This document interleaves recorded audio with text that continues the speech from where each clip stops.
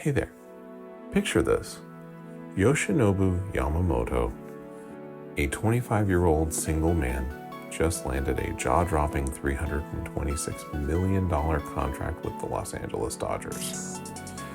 This happened due to his dedication to his baseball career and the disciplines of a world-class athlete. For me, as a Giants fan, mentioning the Dodgers could make me want to hold my nose a little bit, but we're going to unpack some wisdom from Proverbs that has everything to do with the kind of success that Yamamoto is experiencing in his baseball career, and it's success that you can have in your sphere of influence as well. Proverbs chapter 12, verse 11. Those who work their land will have abundant food, but those who chase fantasies have no sense. Solomon's analogy of tilling the land makes it clear that diligence is necessary in achieving abundance. In the Hebrew context, the word is literally tilling the ground.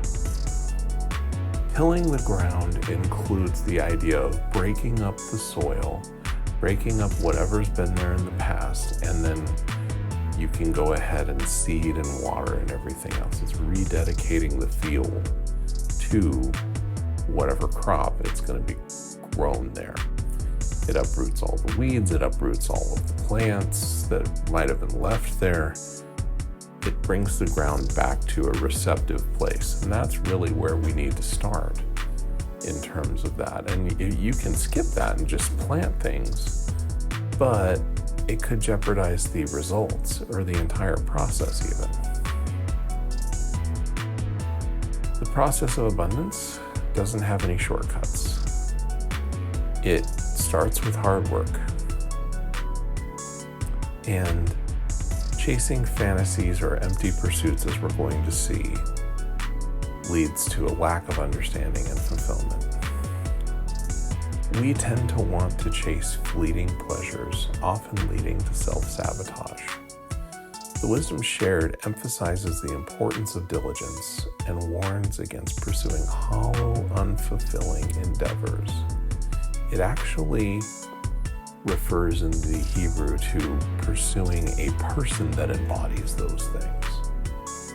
So this is our farmer making sure to be diligent about their task instead of going out and chasing hollow and empty relationships and hollow and frivolous situations. Now, there are a few things to keep in mind here.